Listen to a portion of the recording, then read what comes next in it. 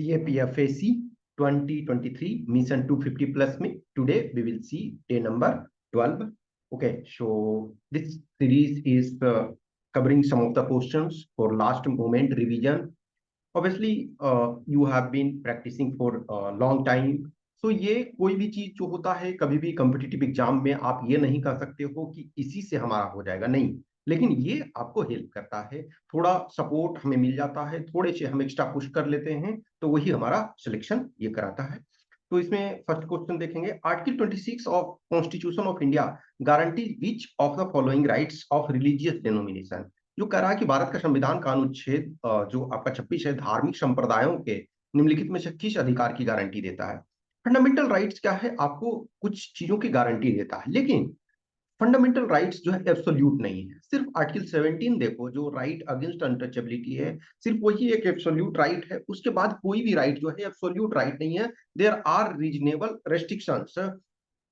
Okay, so first ये कह रहा है कि right to establish and maintain institutions for religious and charitable purpose. Yes, कोई भी इंस्टीट्यूशन है, फॉर एग्जांपल हम रिलीजियस पर्पस से या फिर चैरिटेबल पर्पस से, सपोज चैरिटेबल पर्पस का मतलब है कि हम सोसाइटी का भलाई करना चाहते हैं, तो क्या हमें कोई रोक सकता? नहीं, ये हमारा फंडामेंटल राइट है. या हम अपने रिलीजन को प्रमोट करना चाहते हैं, हम अपने रिलीजन को प्रमोट करना चाहते हैं, as such that is not a problem, it is my fundamental right.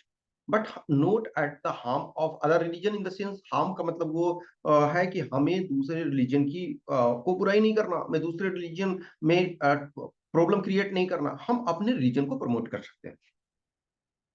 तो फर्स्ट सही है. सेकंड स्टेटमेंट है right to own and acquire movable and immovable property. Yes, जो आपके ट्रस्ट होते हैं या फिर रिलीजियस इंस्टीट्यूशंस होते हैं, तो उसके पास मूवेबल और इमूवेबल प्रॉपर्टी होते हैं. बहुत सारे, जैसे टेम्पल्स देखते हो आप, फॉर एग्जांपल साउथ इंडिया के टेम्पल देखो, बहुत रिच है, उसमें मूवेबल प्रॉपर्टी यानी कि गोल्ड वगैरह बहुत ज्यादा है, गोल्ड ऑर्नामेंट्स एंड ऑल. और कुछ लैंड्स भी हैं.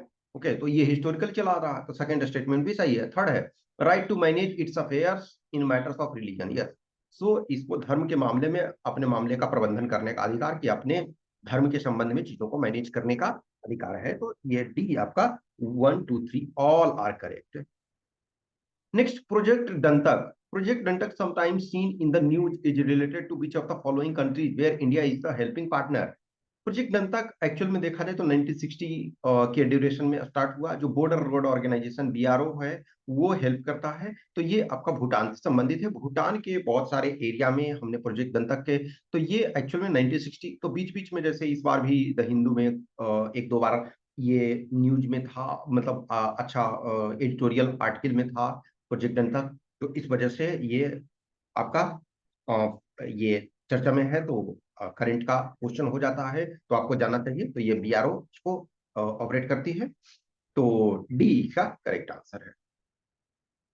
क्वेश्चन नंबर 3, ये एक्चुअली थोड़ा पुराना क्वेश्चन है. पुराना क्वेश्चन इन द सेंस कोविड-19 के बाद देखोगे, कोविड-19 से सेकंड वेव के बाद ये आया था, लेकिन फिर भी जो है आपको कभी कभी कुछ पुराने क्वेश्चंस भी थोड़े पूछ देते हैं, तो इसको आपको जानना चाहिए.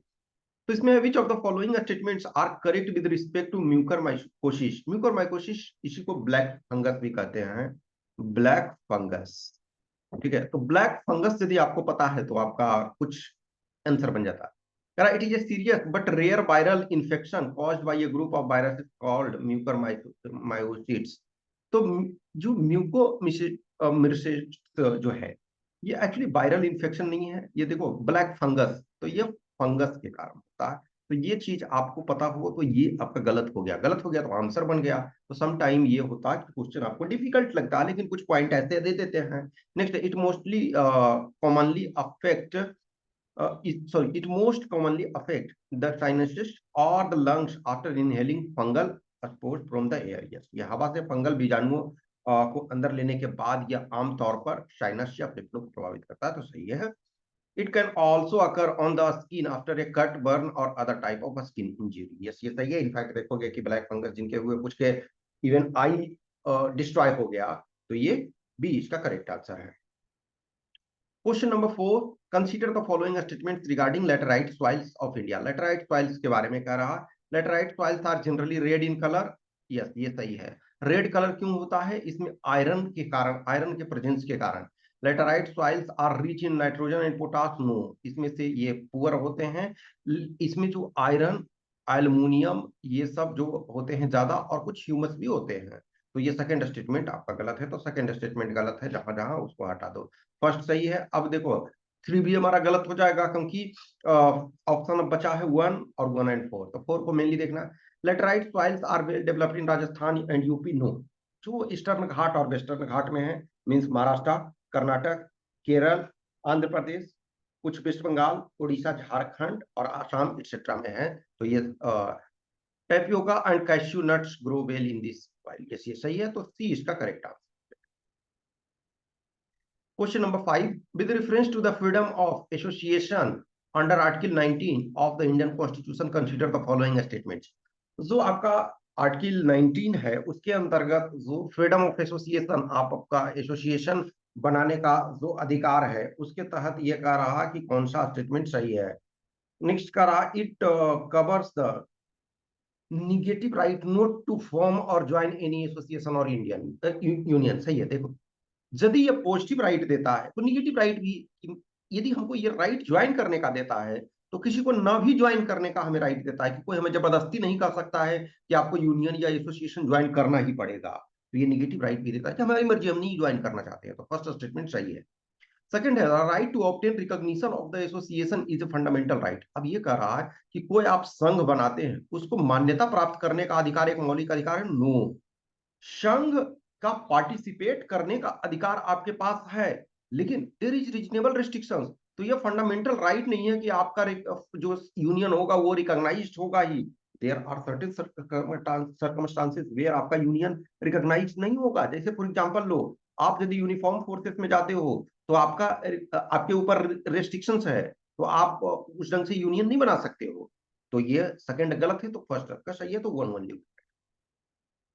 नेक्स्ट आपका है germ plasm. Germ plasm is required for the propagation of plant and animal, germ plasm. तो जो पादप और प्राणियों में प्रवर्धन के लिए जनन द्रव्य है, जो जर्म प्लाज्म जनन द्रव्य कहते हैं, यानी कि वो एक तरह से जेनेटिक मटेरियल आप कह सकते हो की आवश्यकता होती है। तो ये जेनेटिक रिसोर्सेस हैं या जेनेटिक मटेरियल है, तो फर्स्ट तो सही है। सेकंड है सीड्स और टिश्यूज फॉर ब्रीडिंग, यस ये भी सही है। एग्स और स्पर्म, ये भी सही है। ये germ cells determining zone, no, ये निर्धारण जोन नहीं है। तो 1, 2, 3 क्वेश्चन।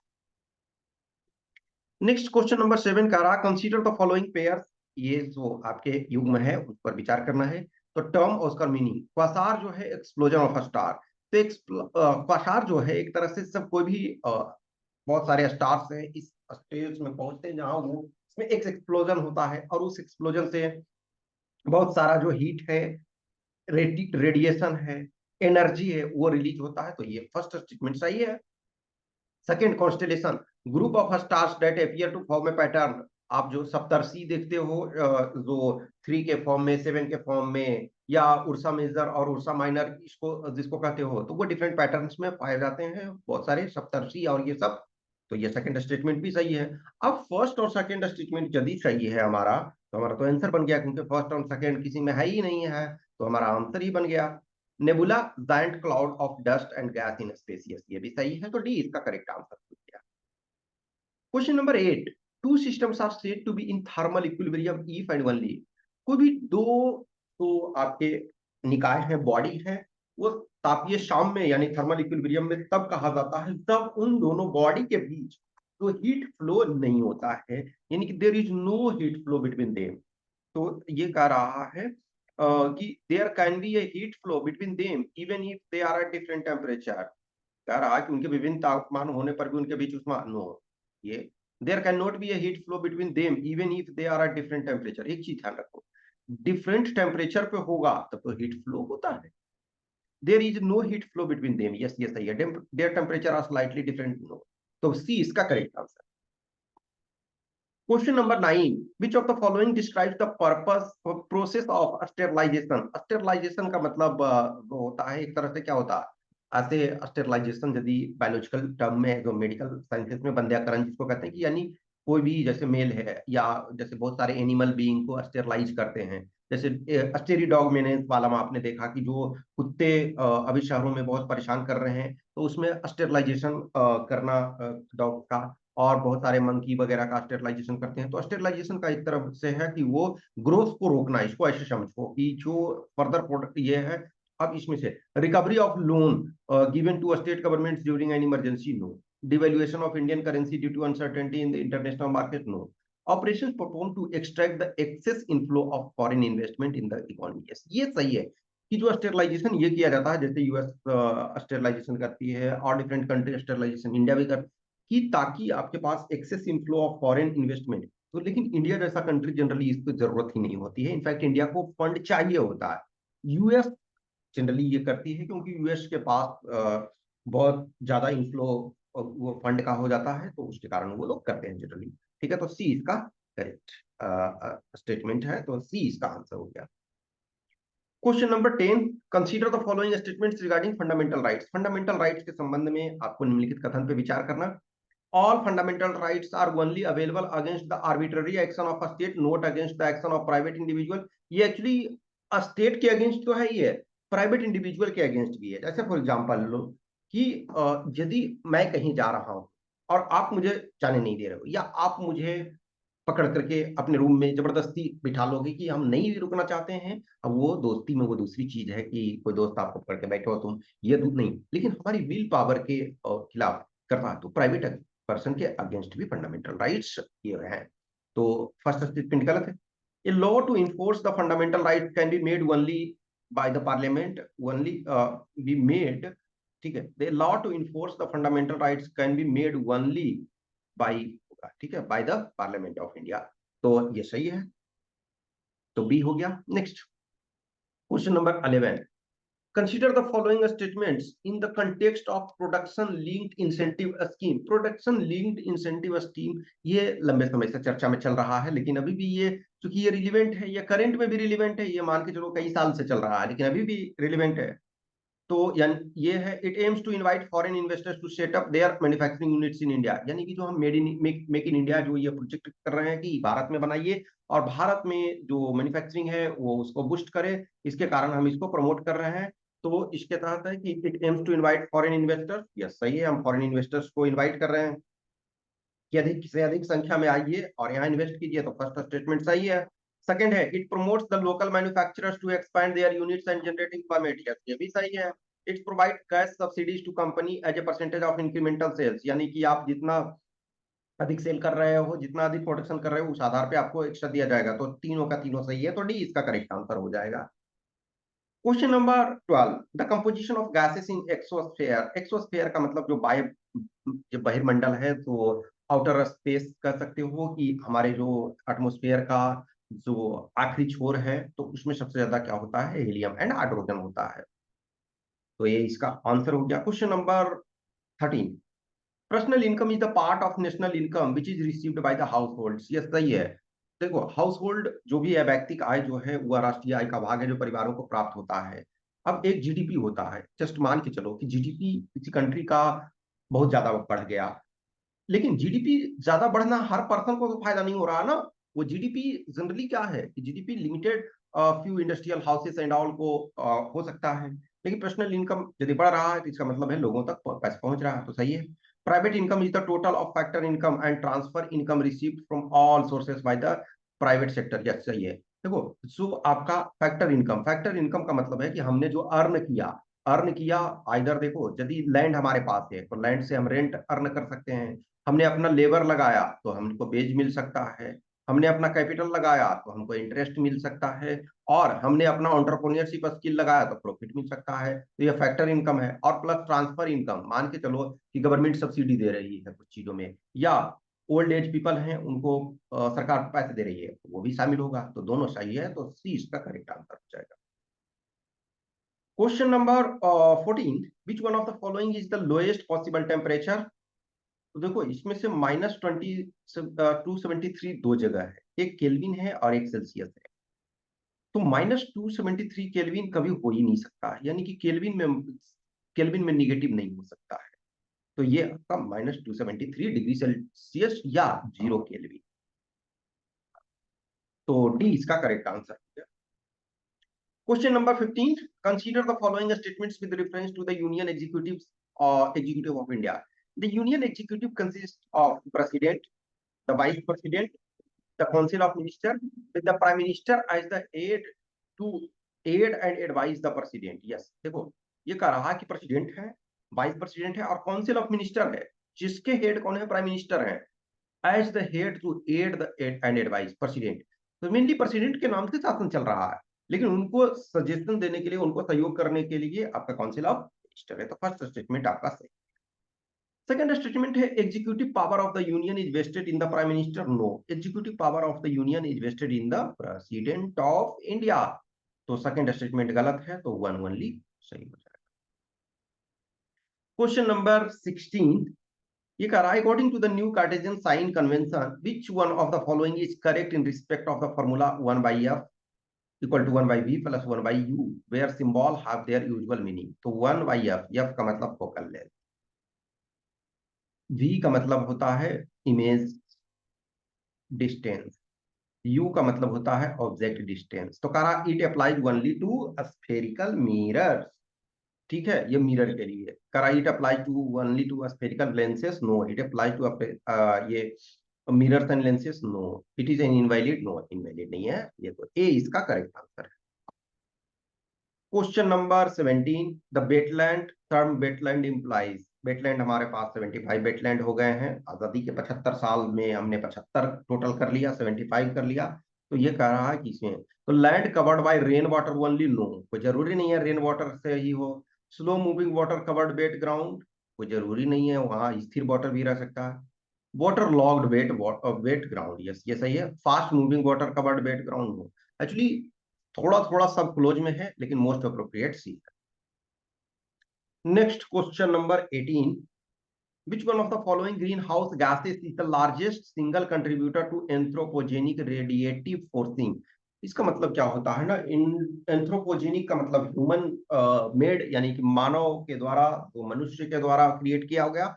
और रेडिएटिव फोर्सिंग इसका मतलब है जो आपका एटमॉस्फेयर है उसमें जो आपका हीट रिटेंशन कैपेसिटी को बढ़ाने का, तो वो सबसे ज्यादा कौन कर रहा है अभी? Carbon dioxide, CO2। तो इसका डी हो गया। Next question number 19 which one of the following is the main natural source of methane. तो ये सारे के सारे सोर्स जो हैं मीथेन के सोर्स हैं, लेकिन सबसे ज्यादा जो वेटलैंड करते हैं या जो पैडी फील्ड्स वगैरह हैं, तो पैडी फील्ड्स भी क्या है आपका वेटलैंड ही। जिस समय देखो पैडी फील्ड जो है राउंड द ईयर वेटलैंड आपका नहीं रहता है, लेकिन अब उसको स्ट्रिक्ट सेंस में वेटलैंड का डेफिनेशन नहीं दोगे, लेकिन एटलीस्ट एक टाइप ऑफ कह सकते हो ना कि उस ड्यूरेशन में आपका वेटलैंड जैसा ही है। तो ए इसका करेक्ट आंसर है। Question number 20 consider the following statements with reference to the president of India। when a money bill is sent to the president after the parliament has passed it, he can return the bill for reconsideration of the parliament। no, in fact ये क्या है, क्योंकि जो president है उनके prior recommendation से ही आपका money bill present होता है। तो जो बिल आपने खुद ही ये किया है तो उसको रिकंसिडरेशन के लिए नहीं लौटाओगे। तो फर्स्ट स्टेटमेंट गलत है। The ordinances promulgated by the president must be approved by the parliament within 6 weeks from its assembly reassembly। सही है, तो सेकेंड स्टेटमेंट सही है, तो बी ओनली हो जाएगा। क्वेश्चन नंबर 21 नेक्स्ट जो 5 क्वेश्चन है वो हम मैथ के हैं, क्वांट के हैं। Correct, due to inflation there is a 25% hike in petrol prices. Inflation है जिसके कारण पेट्रोल का जो प्राइस हो गया 25% बढ़ गया। हेंस राजवीर जो है decide to spend 15% more on petrol. What will be his percentage consumption. तो राजवीर सिंह मान के चलो 6 रैंक जो लाए हैं 21 में, तो उन्होंने ये कहा कि भाई पेट्रोल का जो है प्राइस 25% एक्स्ट्रा हो गया है, तो हम टोटल 15% तक हम पेट्रोल में खर्च बढ़ा सकते हैं। तो उनका क्या कंजम्पशन कितना कम होगा? तो देखो सिंपल मान लो पहले 100 रुपी प्राइस था पर लीटर का, और 100 लीटर सपोज वो कंज्यूम करते थे ऑफिस जाने और आने में, तो कितने हो गए? तो 10,000 हो गए। अब देखो 10,000 हो गए, तो उन्होंने क्या किया, उन्होंने बोला कि हम 15% तक एक्स्ट्रा खर्च कर सकते हैं। तो 15% इसका कितना हो जाएगा? 10,000 का 1500 हो जाएगा, तो यानी 11,500 तक वो खर्च कर सकते हैं। लेकिन प्राइस कितना हो गया है? 125 हो गया, क्योंकि 25% बढ़ गया। तो 100 रुपए लीटर था, तो वो कितना हो गया? 125 हो गया। तो इसको डिवाइड करोगे, इसको काटोगे, तो कितने आ जाएगा, 92 आ जाएगा। इसका मतलब पहले वो 100 लीटर कंज्यूम कर रहे थे, अब 98 लीटर कर रहे थे, तो माइनस कितना हुआ, 8% उनका कम कंजम्पशन हुआ, तो सी इसका आंसर हो गया। Question number 22, current age of the father is 1 year more than twice the current age of son। यानी कि मान के चलो कि जो सन है उसका यक्स है, सन का यक्स है, और फादर का जो है बाई है। तो जो ये फादर का जो बाई है, यानी कि बाई इक्वल टू क्या है, 2x+1, 2x+1, तो यानी ये वन स्टेटमेंट हो गया। और 5 years लेटर, 5 years लेटर का मतलब है कि 5 साल दोनों में ऐड करो। The father's age will exceed the son's age by 28 year. What is the ratio of age of father and son 7 years एगो। तो देखो, तो पहले जो आप दो इक्वेशन आप बना लोगे, तो 5 years लेटर, तो 5 years लेटर में क्या करोगे, बाई प्लस 5 करोगे फादर वाले में, और सन वाले में ये आप क्या करोगे, ये सन का जो आपका यक्स है, तो x+5 करोगे और उसमें से 28 कर दोगे। तो 28 इसमें कर दिए तो x ये आ जाएगा आपका एक तरह से बाई इक्वल टू क्या हो गया, x+28। तो इन दोनों इक्वेशन को सोल्व करो, तो x और इक्वेशन 1 और 2 को सोल्व करोगे तो x इक्वल टू 27 आ जाएगा, y इक्वल टू 55 आ जाएगा। अब इसमें 7 ईयर माइनस करो, क्योंकि 7 ईयर पहले बोल रहा है, तो 7 ईयर पहले x क्या हो गया, 20, 7 ईयर पहले y इक्वल टू 48। तो फादर और सन का एवरेज कह रहा है, तो फादर 48, सन आपका 20, तो 12 से ये करोगे, ये 5 से, सॉरी सॉरी सॉरी 4 से करोगे तो ये 12 हो जाएगा और ये 5 हो जाएगा, तो 12:5, तो बी इसका करेक्ट आंसर है। Question number 23, consider the following statements in respect of two different non zero integers p and q। तो कहा कि टू जो है नॉन जीरो इंटीजर है p और q। नॉन जीरो का मतलब है, नॉन जीरो का मतलब क्या है कि वो जीरो नहीं होगा। ये आइदर पॉजिटिव हो सकता है और निगेटिव हो सकता है, पॉजिटिव भी हो सकता है निगेटिव, लेकिन जीरो नहीं होगा। तो कह रहा p plus q to be less than p minus q, तो q मस्ट बी निगेटिव। अब ये देखो, तो ये देखो p प्लस क्यू है वो लेस देन आपका जो हो रहा है p माइनस क्यू, तो अब ये q मस्ट बी निगेटिव। अब इसमें कोई नंबर ले लो, मान के चलो कि -2 ले लो और +5 ले लो। तो -2 + 5 यदि लेते हो तो ये कितना आ रहा है, 3 आ रहा है इसका वैल्यू। अब देखो इसको करो -2, और एक तरह से सपोज, ठीक है, हाँ, अब ये लेस होना चाहिए, ठीक है ना। अब इसको -5 यदि आप ये करते हो तो माइनस माइनस 5 फॉर एग्जाम्पल। तो अब सपोज ये करो, तो -5 ये कर रहे हो, तो इसका मतलब क्या होता है, -2 प्लस ये आपका 5 ये हो रहा है, इसका मतलब यहाँ भी आपका 3 हो रहा है। अब देखो इसमें से p को, ये फॉर एग्जाम्पल आप p को भी माइनस एक तरह से ले लो, मान के चलो, ठीक है, p को भी माइनस ले लो। तो ठीक है, p को आप माइनस ले लो, और सॉरी सॉरी ये p प्लस क्यू, तो sorry sorry I am sorry, इसको ये करोगे, I am really sorry, minus ये निगेटिव यदि करोगे, तो निगेटिव किए तो ये माइनस आपका 7 हो गया, और यहाँ आपका क्या हो गया, ये 3 हो गया, तो इसका मतलब ये बड़ा है, तो q को निगेटिव होना होगा, ठीक है, आई एम सॉरी। तो ये आपका फर्स्ट स्टेटमेंट सही हो गया। Second statement, p plus q is to be greater than p minus q, both p और q मस्ट बी पॉजिटिव। अब कह रहा है p और q को ये आपका ग्रेटर देन होने के लिए p माइनस क्यू से बोथ को पॉजिटिव होना कोई जरूरी नहीं है। अब जैसे देखो p प्लस क्यू, तो p प्लस क्यू यदि आप ये करते हो, तो p प्लस क्यू कर रहे हो, मान के चलो 2 लो और 5 ले लो, तो 7 हो गया। अब इसको ये होना है, तो 2 और माइनस इसको ये 5 कर दो, तो ये -3। तो इसको कोई जरूरी नहीं है आपका कि ये होने के लिए। अब इसमें देखो सपोज करो कि यहाँ -2 कर दो, ठीक है, -2 कर दो, और इसको q को पॉजिटिव रखो, तो -2 और प्लस ये +5 कर दो, तो ये 3 हो गया, और दोनों को यहाँ माइनस यदि कर दोगे, ठीक है, तो ये माइनस, ये एक को माइनस करो और एक को प्लस कर रहे हो, तो ये क्या हो गया आपका -2, तो ये -7। तो इसमें कोई जरूरी नहीं है पॉजिटिव होना, तो ये ओनली 1 आपका सही होगा। नंबर लेकर के आप चेक कर सकते हो, तो ए सही है। क्वेश्चन नंबर 24 कह रहा है कि एक जो पिज्जा वेंडर है वो एक बड़ा पिज्जा जो है 120 रुपया में बेच रहा है और छोटा पिज्जा जो है 85 रुपया में 85 में बेच रहा है। एक दिन में वो 190 पिज्जा बेच रहा है, तो 190 पिज्जा एक दिन में बेच रहा है। यानी एक्स मान के चलो छोटा पिज्जा है और बाई जो है बड़ा पिज्जा है, तो एक्स प्लस ये इक्वल टू आपका 1 हो गया कि 190। अब देखो प्राइस कितना है, यक्स मान के चलो जो भी है, आप किसी का छोटा बड़ा जो भी लेना है तो मान के चलो कि छोटे वाले का ले लो। तो 85 into x plus 120 into y equal to क्या है इसका 18775, तो 2। अब इन दोनों इक्वेशन को सोल्व कर दोगे तो आपका क्या आ जाएगा, ये एक्स आ जाएगा, छोटा पिज्जा है तो वो 115 आ जाएगा और बाई है 75 आ जाएगा। तो ये छोटा पिज्जा क्या है, एक 115 बेचता है, 115 बेचता है, तो ये इसका आंसर हो जाएगा।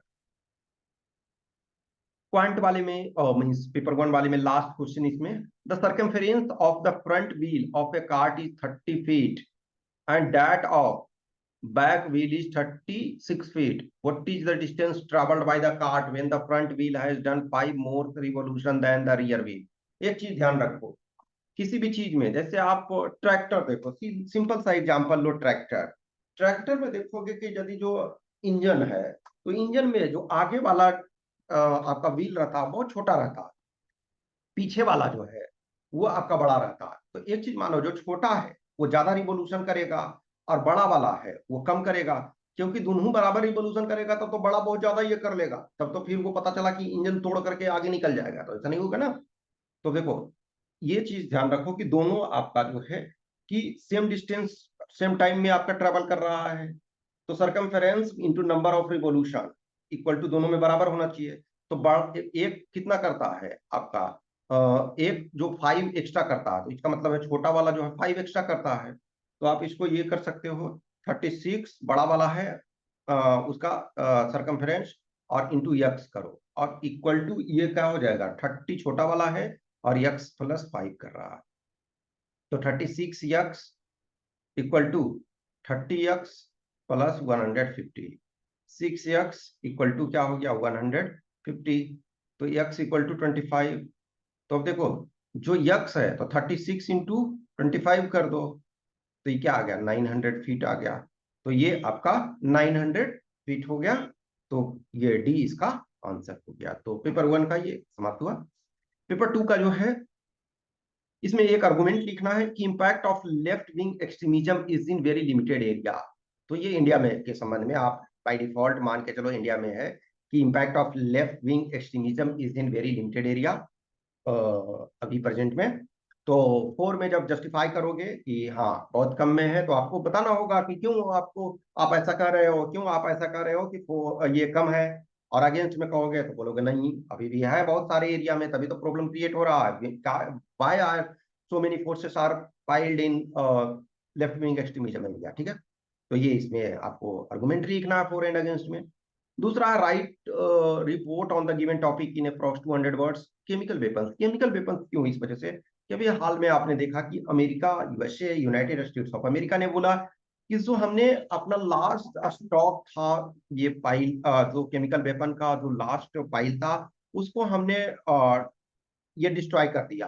तो केमिकल वेपन एक वेपन ऑफ मास डिस्ट्रक्शन है और इसके साथ बायोलॉजिकल वेपन भी होता है। तो बायोलॉजिकल वेपन और केमिकल वेपन, तो चूंकि अभी अब जब आप प्रिपरेशन करोगे ना तो दोनों के पॉइंट ऑफ व्यू से करोगे, chemical weapon and biological weapon. और दूसरी चीज, हमने सिर्फ इसको स्पेसिफिक नहीं केस किया है इस वजह से ये आपके आर्गुमेंट के पॉइंट ऑफ व्यू से भी पढ़ो इसको, रिपोर्ट के पॉइंट ऑफ व्यू से भी पढ़ो और एसे के पॉइंट ऑफ व्यू से भी पढ़ो, तो तीनों पॉइंट ऑफ व्यू से इसको देखोगे। इस वजह से हमने जस्ट एक सिंपल कीवर्ड दे दिया है ताकि आप इसको, हमने रिपोर्ट के पॉइंट ऑफ व्यू से दिया है लेकिन आपको इस ढंग से पढ़ना है कि किसी में भी आ जाए आप उसको कवर कर लो। ओके, तो ये पेपर 2 का हो गया।